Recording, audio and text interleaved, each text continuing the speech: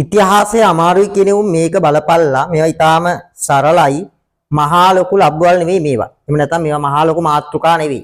මේ මහනුවර යුගය ගැන සමාජීය තත්ත්වය ගැන කතා කරනකොට මහනුවර යුගයේ තිබුණ විවාහ ක්‍රම තුනක්.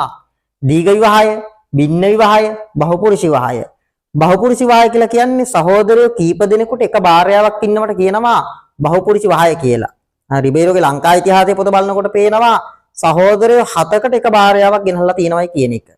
රොබර්ට් නොක්ස් කියලා තියෙනවා රොබර්ට් නොක්ස්ගේ පොත තුල එදා හෙළදිව තුල සහෝදරයෝ 4 දෙනෙකුට එක භාර්යාවක් ඇඳගෙන ආවයි කියලා. කොහොම වුණත් අයියර මල්ලිලා 7ක් ඉන්නවා නම් එක භාර්යාවක් ඇඳගෙන ඇවිල්ලා තියෙනවා. මේකත් මේ ශිෂ්ටාචාරවත් එහෙම නැත්නම් සංස්කෘතියක් ඇතිව පැවති විවාහ ක්‍රමයක්.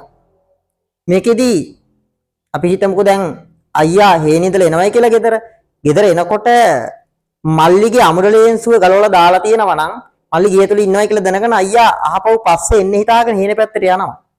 ඒතර සහෝදරයෝ 7 දෙනා සමහර ලාවට දින 7ට බෙදාගෙන පාවිච්චි කළාද එහෙම නැත්නම් බෙදාගෙන කාන්තා ඇසුර පැවැත්වුවද කියන එක අපිට නිශ්චිතව කියන්න බෑ. කොහොම වුණත් එකම අවස්ථාවකදී එකම වෙලාවකදී අමුඩලේන්සු 7ක් එකපාර ගලවලා දානවා තියනවා දකින්න මේ විවාහ ක්‍රමේදී ලැබිලා නැහැ. කොහොමනත් භින්න විවාහය. භින්න විවාහයත් මහනුවර යුගයේදී පැවතියා. මේ භින්න විවාහය කියලා කියන්නේ මොකද්ද? මනාලය ගිහින් මනාලියගේ නිවසේ නතර වෙනවට කියනවා භින්න විවාහය කියලා. ඒ කාලේ භින්න විවාහයක් කරගන්නකොට කුඩේකුයි හුළුවත්තකුයි අරගෙන යන්න කියනවා. මොකද භින්න විවාහයක් කරගත්තට පස්සේ මනාලියගේ නිවසේ තමයි මනාලය නතර වෙන්නේ. ඒතර මනාලය නතර වුණාම මනාලියත් එක්ක මොකක් හරි කතන්දරයක් වෙලා එහෙම නැත්නම් හිතැවුලක් ඇති කරගෙන ගෙදරින් එළියට බහලා ඉන්න වුණොත් රාත්‍රී කාලයේදී හුළුවත්තක් අරගෙන එන්න පුළුවන්. හුළුවත් අරන් ගියා ඒක පත්තු කරගෙන එන්න හැකියාව තියෙනවා.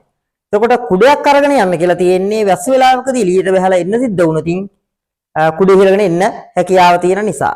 ඒතර මේ දීඝ විවාහය කියන එක නම් අද සමාජයේ කොහොමද දකින්න තියෙනවා. ඉතින් මේවා ඉතා සරලව උඹලට මතකයි මේ දීඝ විවාහය කියන්නේ මනාලයාගේ නිවසට මනාලිය කැඳගෙන එන එකට කියනවා දීඝ විවාහය කියලා. ඉතින් මේ වගේ දේවල් උඹලට මතක තියෙන්නේ නැත්නම් බලපල්ලා උඹලා ඔළුවට තට්ටු කරලා මේවා මොනවද මේ ඇත්තටම මම මතක තියාගන්න තියෙන්නේ මේවා මහා ලොකු දේවල්ද කියන එක පොඩ්ඩක් උඹලම තීරණය කරපල්ලා ඉතිහාසයට ඒකක් ගන්න එක අමාරුද නැද්ද කියන එක.